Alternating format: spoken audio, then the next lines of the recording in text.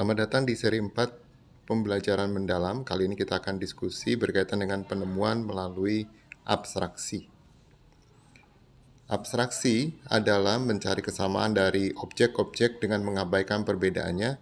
Kesamaan tersebut menjadi sifat dari suatu konsep tersebut. Sifat ini yang nantinya akan membangun definisi suatu konsep. Konsep itu sendiri didefinisikan sebagai ide abstrak yang digunakan untuk menggolongkan objek-objek. Salah satu contoh penggunaan abstraksi ini adalah peserta didik mampu menemukan definisi dari segi empat ataupun jajar genjang. Uraian aktivitas yang disajikan dalam video ini seharusnya dimuat dalam lembar kerja peserta didik atau LKPD, yang mana peserta didik secara berkelompok menyelesaikan masalah tersebut secara aktif dan mandiri. Berikut uraian bagaimana cara menemukan definisi segi empat. Pada lembar kerja disajikan 3 kolom. Kolom pertama berisi contoh dari segi empat. Di situ tampak bahwa ada beberapa bangun yang memiliki 4 sisi. Kemudian di sebelahnya contoh bukan segi empat. Contohnya tentunya bangun-bangun yang memiliki 3 sisi, 5 sisi, ataupun 6 sisi. Nah, dari contoh dan bukan contoh tersebut di kolom yang ketiga, peserta didik secara berkelompok menjawab pertanyaan.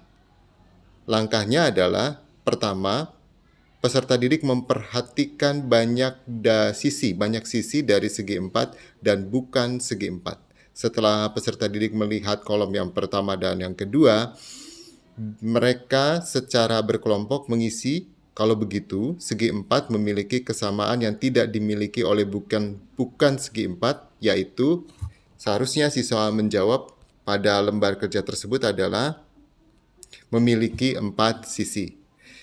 Sifat ini nantinya akan dicentang pada kolom berikut. Jadi di situ ada kolom di mana ada beberapa sifat.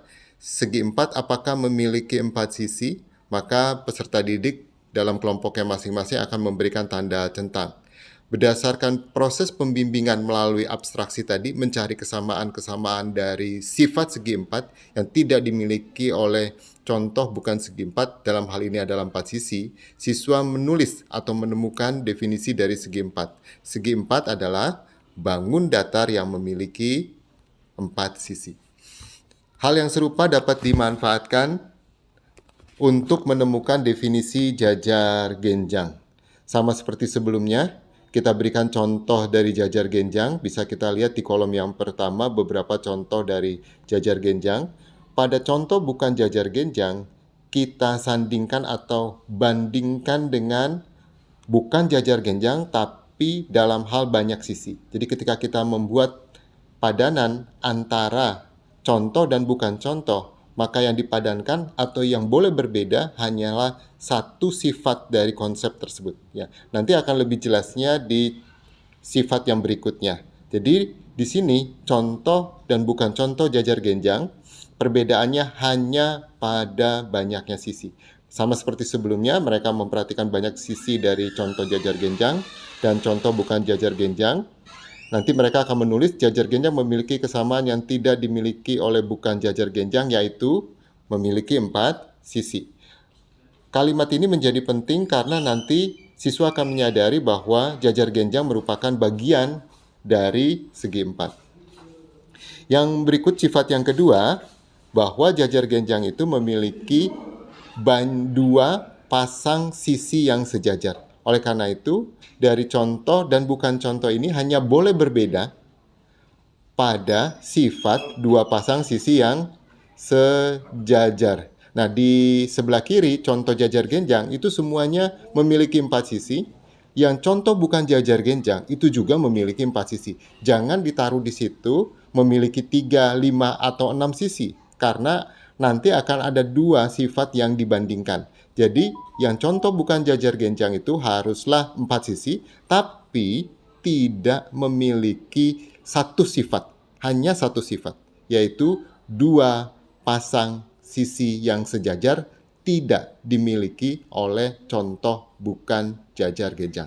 Nah, dari menyandingkan antara contoh dan bukan contoh, kemudian ada kalimat di lembar kerja, perhatikan banyak pasangan sisi yang sejajar, siswa akan menulis di situ adalah bahwa jajar genjang memiliki sifat yang tidak dimiliki oleh bukan jajar genjang adalah dua pasang sisi yang sejajar.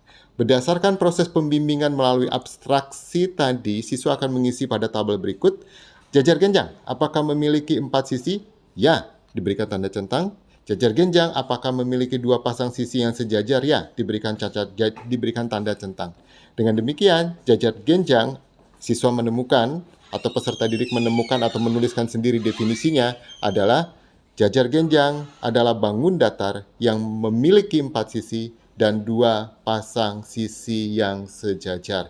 Kalimat ini ditemukan dan ditulis oleh siswa secara berkelompok dan mandiri. Demikian proses penemuan konsep-konsep matematika melalui abstraksi. Selamat belajar.